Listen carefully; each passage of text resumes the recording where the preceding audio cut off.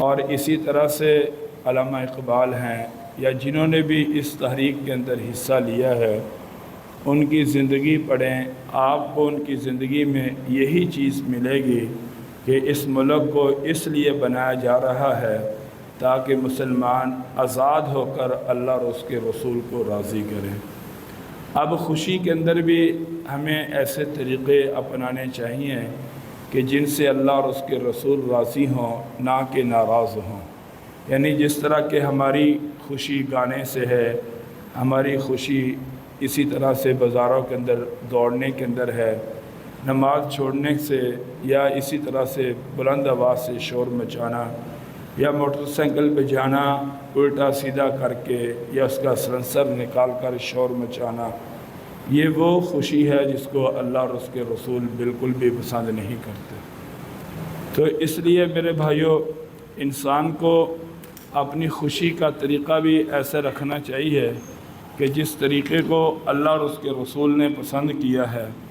آپ اندازہ لگائیں کہ پاکستان کے اندر جو بڑھنے کے اندر تقریباً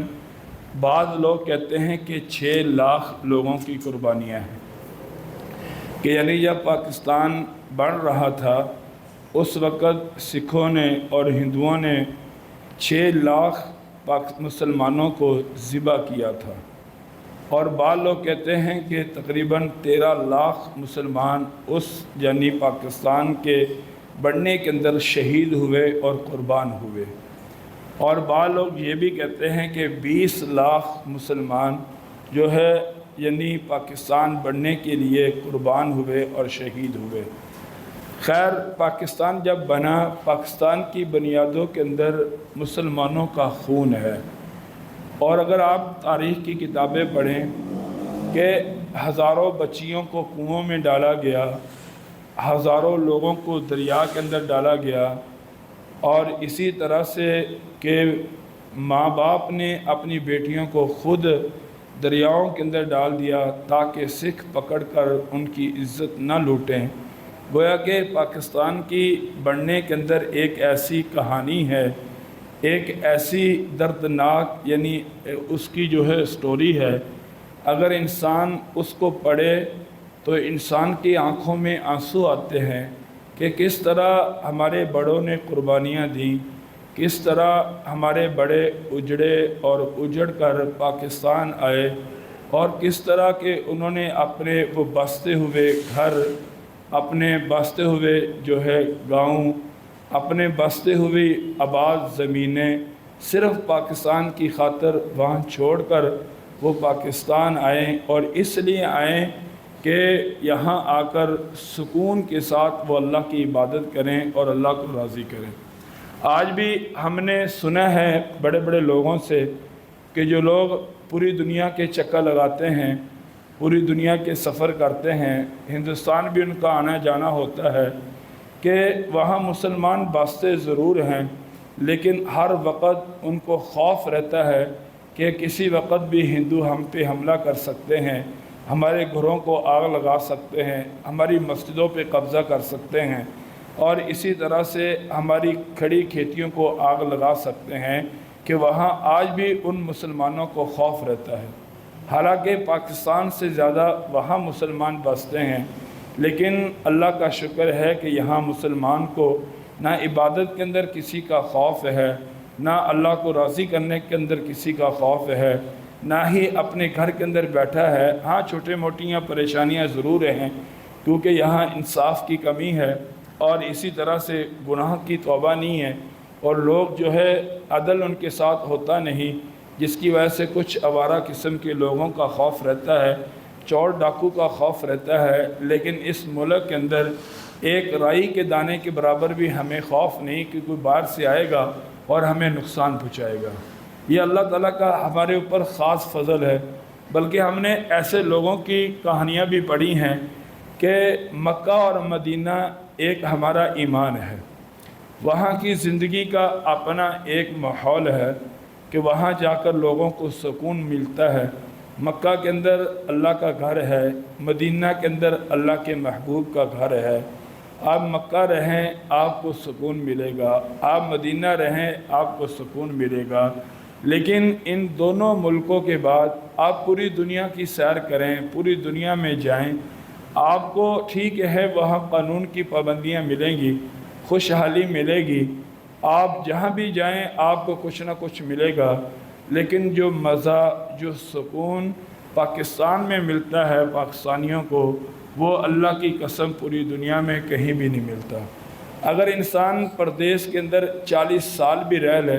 50 سال بھی رہ رہے، لیکن پھر بھی جو تمنائیں پاکستان میں ہوتی ہیں پاکستانیوں کی آنے کی،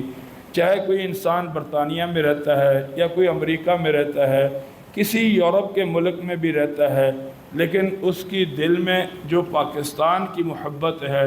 وہ کسی اور ملک کی نہیں آ سکتی، کیونکہ پاکستان ایک ایسا ملک ہے کہ جیسے یہاں موسم ہے، جیسے یہاں کا سرسبز علاقہ ہے، جیسے یہاں کا ماحول ہے، آپس میں پیار محبت سے رہنا،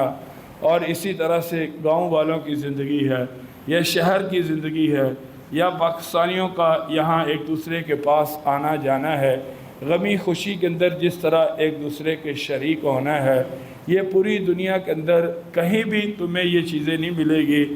یہ ساری چیزیں جو ہیں پاکستان کے اندر انسانوں کو ملیں گی۔ ہم حج پہ گئے ہیں، حالانکہ ہمارے پاکستان کا حج مہنگا اور انڈیا کا جو حج وہ سستا ہوتا ہے، لیکن وہاں جا کر ہم نے اپنی آنکھوں سے دیکھا ہے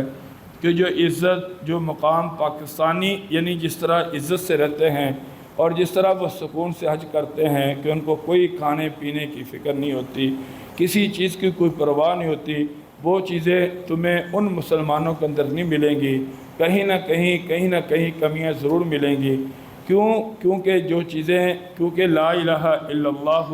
محمد الرسول اللہ، اس کی بنیاد پہ یہ پاکستان بنا ہے، اور جو مسلمان پاکستانی کو اللہ نے عزت دی ہے وہ دنیا کے اندر کسی کو بھی نہیں دی۔ چاہے جائے کہ ہمارے پاس حکمران حضرت عمر فاروق رضی اللہ تعالیٰ عنہ جیسا نہیں ہے، اگر اللہ کی قسم اس ملک کو حضرت عمر فاروق جیسا حکمران مل جائے، 6 مہینوں کے اندر یہ ملک پوری دنیا میں پہلے نمبر پر ہوگا۔ یہاں دیانتداری کی کمی ہے، یہاں قانون کی کمی ہے، یہاں انصاف کی کمی ہے، یہاں کے اندر اللہ کی نافرمانی ہے، اور اسی ملک کے اندر جس کو لا الہ الا اللہ محمد رسول اللہ کے نام پہ حاصل کیا گیا، وہاں اس کو راضی کرنے کی فکر نہیں ہے، رسول اللہ صلی اللہ علیہ وسلم کی سنت پہ عمل نہیں ہے، جس کی وجہ سے ہمیں پریشانیوں کا سامنا ہے۔ ورنہ ہمارا پاکستان ایسا ملک ہے کہ اس جیسا ملک ہمیں پوری دنیا میں مکہ اور مدینہ کے بعد نہیں ملتا۔ ہمیں اس ملک کی قدر کرنی چاہیے، اس کا ادب کرنا چاہیے، اس ملک سے دل سے محبت کرنی چاہیے، اور یہ اپنے آپ کو یعنی یہ سمجھانا چاہیے کہ یہ ملک ہمارے لیے اللہ کی بہت بڑی نعمت ہے۔ میں نے کتاب کے اندر واقعہ پڑھا کہ ایک باپ آیا کسی عالم کے پاس، آ کر کہنے لگا کہ جب پاکستان بنا، کہنے لگا کہ میری 7 بیٹیاں تھیں اور میں نے اپنی 7 بیٹیوں کو اپنے ہاتھوں سے کنویں کے اندر ڈال دیا کہ کہیں یہ نہ ہو کہ میں پاکستان لے جاؤں، راستے میں سکھ پکڑ لیں اور اپنی ہوس کا نشانہ بنا لیں۔ اب آپ دیکھیں اس ملک کو اس طریقے سے حاصل کیا گیا کہ آپ یعنی ایک انسان کہنے لگا، ایک مرد کہنے لگا، اس نے اپنی سٹوری لکھی ہے کتاب کے اندر، کہنے لگا کہ جب میں اپنے عورتوں کو میں نے جناب والا یعنی جب وہ مر گئی، میرے گھر کی ساری عورتیں مر گئی، تو میں نے وہاں سے دوڑ لگانی شروع کر دی کہ میں نے پاکستان جانا ہے۔ میں رات کو سفر کرتا اور دن کو میں جو ہے کسی جگہ چھپ جاتا، کماند کے اندر کسی بڑی فصل کے اندر چھپ کر میں پناہ لیتا۔ کہتے ہیں کہ میں آتا جب میں ایک دریا کے کنارے پہنچا تو پیچھے میرے ہندو ہوں اور آگے میرے دریا تھا، اگر میں پیچھے جاتا تو پھر بھی میرے لیے موت تھی، مجھے تیرنا آتا نہیں تھا۔ کہنے لگا کہ میں نے پھر اللہ کا نام لے کر ایک لکڑی اٹھائی اور لکڑی اٹھا کر میں وہاں سے دریا کے اندر چلنا شروع کر دیا۔ ابھی میں نے کوئی تھوڑا سا سفر کیا 4-5 منٹ کا، تو مجھے آگے دریا کے اندر اس طرح کی لاشیں ملی کہ وہ دریا لاشوں سے بھرا ہوا تھا۔ میرے بھائیو، یہ لاہور کا جو تمہارا یہ لاہور شہر ہے، اس کی گلیوں کے اندر خون اس طرح بہتا تھا کہ جس طرح کے جناب والا دریا آیا ہوتا ہے اور لاہور کی گلیاں مسلمانوں کے خون سے بھری ہوئی ہوتی تھی، اور دریاؤں کے اندر، نہروں کے اندر مسلمانوں کی لاشیں تھیں۔ ایک کتاب کے اندر میں نے پڑھا کہ ایک پوری ٹرین ہندوستان سے پاکستان آئی، جس میں کوئی بڑا مرد نہیں تھا، کوئی بڑی عورت نہیں تھی، بلکہ بچے تھے، نابالغ بچے تھے، اور وہ بچے بھی ایسے تھے کہ ان کے ہاتھ کٹے ہوئے تھے اور ان کے بازو کٹے اور ان کی ٹانگیں کٹی ہوئی تھی، اور اس ٹرین کے اوپر لکھا ہوا تھا کہ اے پاکستانیوں، ان معذور بچوں کی خدمت کرو اور بھوک سے مرو، اور یہ ہماری طرف سے تمہیں تحفے میں مل رہی ہے۔ اور پوری ٹرین اور وہ پاکستان کے وراثت میں آئی، حصے میں آئی۔ یہاں بھی کتابوں میں لکھا ہے کہ جب یہاں سے ہندو اور سکھ گئے تو انہوں نے جو پاکستانی کنوؤں کے اندر انہوں نے تیزاب ڈال دیا، زہر ڈال دیا، تاکہ یہ لوگ پانی نہ پئیں اور پیاس سے مر جائیں، بھوک سے مر جائیں، اور ان کا جینا مشکل ہو جائے۔ لیکن یہ تو اللہ کا فضل تھا اس مسلمانوں پہ کہ جو وہ چاہتے تھے وہ نہیں ہوا، جو اللہ چاہتا تھا وہ ہوا۔ پھر مسلمان یہاں کر آباد بھی ہوئے، اللہ نے ان کو زمینیں بھی دیں، اللہ نے ان کو فصلیں بھی دیں، اللہ تعالیٰ نے پھر ان مسلمانوں کو آباد بھی کیا۔ اور پھر وہ مسلمان جو وہاں سے اجڑ کر پاکستان آئے، جو 1965 سے پہلے یہ مسلمان بڑے خوشحال تھے۔ پاکستان ایک دنیا کے اندر ایک ان کا اس کا نام بنا ہوا تھا، پاکستان کے سر پہ کوئی قرضہ نہیں تھا، حالانکہ اجڑ کر وہاں سے پاکستان آئے کہ انہوں نے اپنے گھر اپنے ہاتھوں سے بنائے، روڈ خود بنائے، اور بستیاں اپنی خود آباد کی، شہر اپنے خود آباد کیے، اپنے کاروبار خود آباد کیے، اور اللہ نے ایسی برکت دی کہ اگر انسان ایک گھر سے دوسرے گھر میں جائے تو ضرور مقروض ہوتا ہے، لیکن اس وقت ہمارے آپ تاریخ پڑھ لیں پاکستان کی کہ اس وقت ہمارے ملک پہ کوئی قرضہ نہیں تھا، کہ جب ہم ہندوستان سے پاکستان آئے ہمارے بڑے خود آباد ہوئے، انہوں نے فصلیں اگائیں، اللہ نے برکت دی، پیسہ دیا، اور ہمارے پیسے کے اندر طاقت بھی تھی، اور دنیا سے زیادہ پاورفل ہمارا پیسہ تھا، ہمارا ایک نام بنا، ایک پہچان بنی۔ چاہے جائے کہ بعد کے اندر ہم کرپٹ ہو گئے، ہمارے اندر کمزوریاں آئیں، اگر ہمیں کوئی گورنمنٹ کی جاب ملی ہم نے دل سے کام نہیں کیا، اگر ہمیں کوئی گورنمنٹ کی ملازمت ملی ہم نے دل سے کام نہیں کیا، اور ہم نے اس نوکری کے اندر غفلت کی اور سستی کی۔ آج کوئی جتنا بھی بڑا افسر ہے وہ اپنی نوکری کے اندر غفلت کے اندر ہے، ایمانداری کے اندر نہیں ہے۔ آپ جس جگہ بھی چکر لگا لیں، آپ یونیورسٹی چلے جائیں وہاں آپ کو انصاف نہیں ملے گا، آپ کالج چلے جائیں وہاں آپ کو دیانتداری نہیں ملے گی، آپ ہسپتال چلے جائیں وہاں بڑے بڑے پروفیسر قسم کے لوگ، پڑھے لکھے لوگ ہیں، لیکن آپ کو ان کے اندر دیانتداری سے کام کرتے ہوئے چیزیں نہیں ملیں گی۔ آپ کسی بھی عدالت کے اندر چلے جائیں وہاں آپ کو انصاف نہیں ملے گا۔ اسی طرح سے کسی بھی پڑھے لکھے انسان کے پاس چلے جائیں، آپ نہری محکمے کے اندر چلے جائیں، آپ زمینی محکمے کے اندر چلے جائیں، آپ کو انصاف نہیں ملے گا۔ اور یہی بے انصافیوں کی وجہ سے آج ہم مقروض بھی ہیں، آج ہم پریشان بھی ہیں، ہمارے پاس بے شمار پیسہ ہے، لیکن اس کے باوجود ہمارے ملک پیچھے ہے۔ اس کی وجہ کیا ہے کہ ہم نے قرآن و حدیث کا نظام چھوڑا، حضور صلی اللہ علیہ وسلم کی سنت کو چھوڑا، حضور صلی اللہ علیہ وسلم کے طریقے کو چھوڑا، جس کی وجہ سے آج ہمارا مسلمانوں کا یہ حال ہے۔ اور سیدھی سی بات ہے، حالانکہ آپ صلی اللہ علیہ وسلم وطن سے محبت کرنا یہ ایمان کا حصہ ہے، اور آپ صلی اللہ علیہ وسلم نے اپنے وطن سے محبت کی۔ آپ صلی اللہ علیہ وسلم جب مکہ چھوڑ کر مدینہ جا رہے تھے، آپ صلی اللہ علیہ وسلم کی آنکھوں میں آنسو تھے۔ آپ نے مکہ کی طرف دیکھ کر آنکھوں میں آنسو لا کر کہا کہ اے مکہ، میں تجھے چھوڑنا نہیں چاہتا، میرے دل میں تیری بڑی محبت ہے، لیکن کیا کروں میں، مجھے اللہ کا حکم ہے اور یہ ظالم لوگ مجھے مکہ میں رہنے نہیں دیتے۔ آپ صلی اللہ علیہ وسلم مدینہ گئے، پھر وہاں آپ نے دعا کی کہ اللہ میرے دل میں ایسی مدینہ کی محبت ڈال دے جیسے مکہ کی تھی۔ پھر آپ صلی اللہ علیہ وسلم لوٹ کر واپس نہیں گئے، آپ صلی اللہ علیہ وسلم پھر مدینہ میں رہے۔ پھر اللہ نے پاکستان رمضان المبارک میں ہمیں ملا، اور حضور صلی اللہ علیہ وسلم کو مکہ رمضان المبارک میں ملا۔ ہمیں رمضان پاکستان ہمیں 27 رات کو ملا، اور لیلۃ القدر کی رات ہے جس کے بارے میں تقریباً اکثر مسلمانوں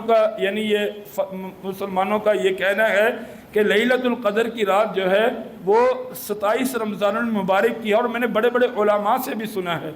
اور اکثر مسلمان اس رات کو عبادت کرتے ہیں، اور ہمیں جو پاکستان ملا وہ 27 رمضان کو ملا، اور حضور صلی اللہ علیہ وسلم کو جو مکہ ملا وہ بھی اللہ تعالیٰ نے رمضان المبارک کے مہینے میں عطا کیا۔ اب جب آپ صلی اللہ علیہ وسلم آئے تو آپ کو جب یہ مکہ مل رہا تھا تو ایک صحابی نے کہا الیوم یوم الملحمہ، آج دشمنوں کو ختم کر دینے کا دن ہے، آج لڑائی کا دن ہے، آج کسی کو نہیں چھوڑا جائے گا۔ لیکن میرے نبی صلی اللہ علیہ وسلم نے فرمایا کہ نہیں، آج جو فتح کا دن ہے، الیوم یوم المحبہ، آج محبت کا دن ہے، آج دشمنوں کو معاف کر دینے کا دن ہے، آج بیٹیوں کے قتل کو معاف کر دینے کا دن ہے۔ میرے نبی صلی اللہ علیہ وسلم نے اعلان فرمایا کہ آج میں فاتح بن کر آیا ہوں، جتنا بھی بڑا کوئی میرا دشمن ہے، اگر وہ آج اپنے گھر کا دروازہ بند کر لے، میری طرف سے اس کے لیے معافی کا اعلان ہے۔ اگر خانہ کعبہ میں داخل ہو جائے، میری طرف سے اس کے لیے معافی کا اعلان ہے۔ کلمہ پڑھ لے، میں اس کو معاف کرتا ہوں۔ حضور صلی اللہ علیہ وسلم نے ہمیں یہ سبق دیا کہ اے مسلمانوں، بدلہ لینے سے معاف کر دینا زیادہ بہتر ہے۔ اور آپ صلی اللہ علیہ وسلم کے پاس ایسے لوگ بھی آئے، ایک آ کر عورت کہنے لگی یا رسول اللہ، میں نے آپ کی بیٹی سے ظلم کیا۔ ظلم کیا تھا؟ آپ صلی اللہ علیہ وسلم کی بیٹی کا بچہ پیدا ہونے والا تھا۔ جب مکہ سے مدینہ جانے لگی، اس نے پکڑ کر آپ کی بیٹی کے پیڑ کے اوپر کھڑے ہو کر زور زور سے پاؤں مارے، جس کی وجہ سے وہ بچہ فوت ہوا، اور آپ کی بیٹی اسی پریشانی کے اندر دنیا سے رخصت ہو گئی۔ اور حضور صلی اللہ علیہ وسلم نے کہا کہ اگر تو معافی مانگتی میں تو یہ معاف کر دیں۔ ہم تو کوئی آدمی، ہم تو معاف کرنے کے لیے تیار نہیں ہیں، ہمارے تو غصے اتنے سمجھ سے باہر ہیں۔ پھر ہم کہتے ہیں کہ ہمیں سکون مل جائے، سکون نہیں ملے گا۔ آپ دیکھیں آپ کے چاچا کا قاتل تھا اور ٹکڑے ٹکڑے کر دیا آپ کے چاچا کے، وہ آیا، آپ نے اس کو معاف کر دیا۔ آئے ہم سے کوئی معذرت کر لے، ہم 100 گلے کرتے ہیں، آپ نے فرمایا کہ جا، میں نے تو یہ معاف کر دیا۔ ایک عورت تھی جس نے آپ کے چاچا کے کلیجے کو چبایا تھا، بے حرمتی کی تھی لاش کی۔ میں کہتا ہوں کہ اگر یہ حدیث کی کتابوں میں واقعہ نہ ملے تو ماننے میں نہیں یہ چیزیں آتی کہ یہ کیسے ہو سکتا ہے۔ تو اس نے آ کر معافی مانگی، آپ نے اس کو بھی معاف کر دیا۔ پھر لوگ آئے آ کر کہنے لگے کہ ہم شرابی ہیں، ہم زانی ہیں، ہم قاتل ہیں، ہمیں معافی مل سکتی ہے؟ اللہ نے قرآن کی آیت اتاری، قُلْ يَا عِبَادِيَ الَّذِينَ أَسْرَفُوا عَلَىٰ أَنفُسِهِمْ لَا تَقْنَطُوا مِن رَحْمَتِ اللَّهِ۔ تم جتنے بھی بڑے گناہ گار ہو لیکن اللہ کی رحمت سے مایوس نہ ہو، معافی مانگو۔ إِنَّ اللَّهَ يَغْفِرُ الذُّنُوبَ جَمِيعًا، اللہ تعالیٰ تمہارے سارے گناہ معاف کر دے گا۔ آؤ صحیح، لیکن طریقے کے ساتھ اللہ کے پاس آؤ۔ اب حضور صلی اللہ علیہ وسلم کی تعلیم یہ ہے کہ جب تمہیں آزادی ملے، آزادی کے اندر سب سے پہلا سبق یہ ہے کہ اپنے دشمنوں کو معاف کرنا سیکھو، ان کو اللہ کی رضا کے لیے معاف کر دو۔ پھر آپ صلی اللہ علیہ وسلم کو جب پتہ چل گیا کہ مکہ فتح ہو گیا ہے تو آپ صلی اللہ علیہ وسلم حضرت ام ہانی کے گھر گئے۔ وہاں جا کر آپ نے 2 رکعت سے لے کر 10 رکعت تک کی روایت ملتی ہے کہ آپ نے نفل پڑھے۔ کیا ہم 14 اگست کو نفل پڑھتے ہیں؟ اگر ہم پڑھتے ہیں تو ہم نے گویا کہ اپنی آزادی کا ایک شکریہ ادا کیا اور اللہ تبارک و تعالیٰ کا شکر ادا کر رہے ہیں۔ اور اس دیکھیں، آپ اندازہ لگائیں کہ اگر یعنی ایک بیٹا ہے اپنے باپ کو کہتا ہے کہ ابا جان مجھے ایک باجا لے دے، ابا کہے گا کہ آپ باجے سے میری نیند خراب کریں گے، لوگ تنگ ہو گئے، وہ کہیں گے کہ ابا جان میں باجا نہیں بجاؤں گا، لوگوں کو تنگ نہیں کروں گا۔ اب باپ باجا لے دے،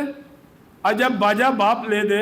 اب باپ سویا ہوا ہو اور باپ کے کان میں آ کر بیٹا باجا بجائے زور سے آ کر، تو باپ نے وہی باجا پکڑ کر اس کے ٹکڑے ٹکڑے کر دینے۔ ہم نے پاکستان اس لیے آئے کہ یہاں کرے اللہ تیری عبادت کریں گے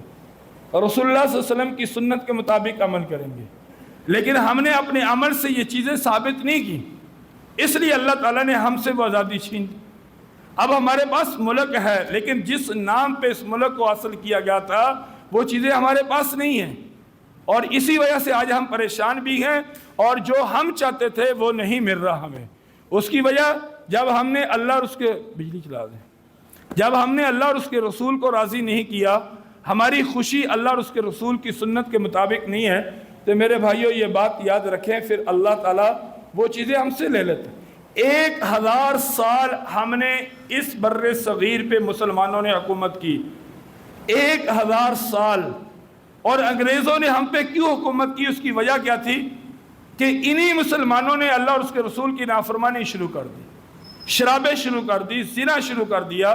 سودی کاروبار شروع کر دیا، رسول صلی اللہ علیہ وسلم کی سنت کو چھوڑ دیا، اللہ نے پھر انگریزوں کا غلام بنا دیا۔ پھر مسلمانوں نے جدوجہد کی، کوشش کی اور ان سے آزادی لی، لیکن اس کے باوجود آج بھی پاکستان کے اندر یہ چیزیں عام ہیں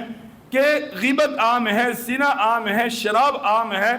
ظلم عام ہے، کہ کوئی بھی آدمی جس کے بعد تھوڑی بہتی بھی طاقت آ جائے، تھوڑی بہتی ہمت آ جائے، وہ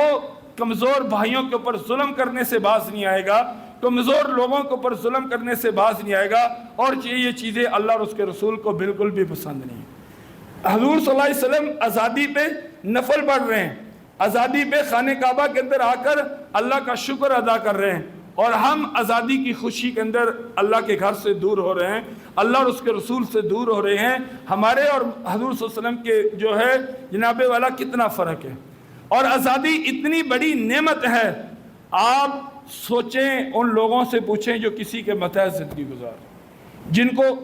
غمی کے لیے بھی چھٹی لینی پڑتی ہے، جن کو خوشی کے لیے بھی خط لکھنا پڑتا ہے، کچھ نہ کچھ لکھنا پڑتا ہے، ان لوگوں کی زندگی سے پوچھیں۔ اور اگر آپ کے اپنے بزنس ہے، اپنے کاروبار ہیں، آپ کو کسی کے متحد رہنا نہیں پڑتا، آپ اللہ کا اتنا شکر ادا کریں، اتنا شکر ادا کریں کہ آپ جتنا بھی کر لیں گے کم ہوگا، اور لَإِن شَكَرْتُمْ لَأَزِيدَنَّكُمْ، اور جتنا آپ شکر کرتے جائیں گے اللہ تبارک و تعالیٰ آپ کی نعمتوں میں اضافہ کرتے جائیں گے۔ حضرت موسیٰ علیہ السلام نے یعنی جب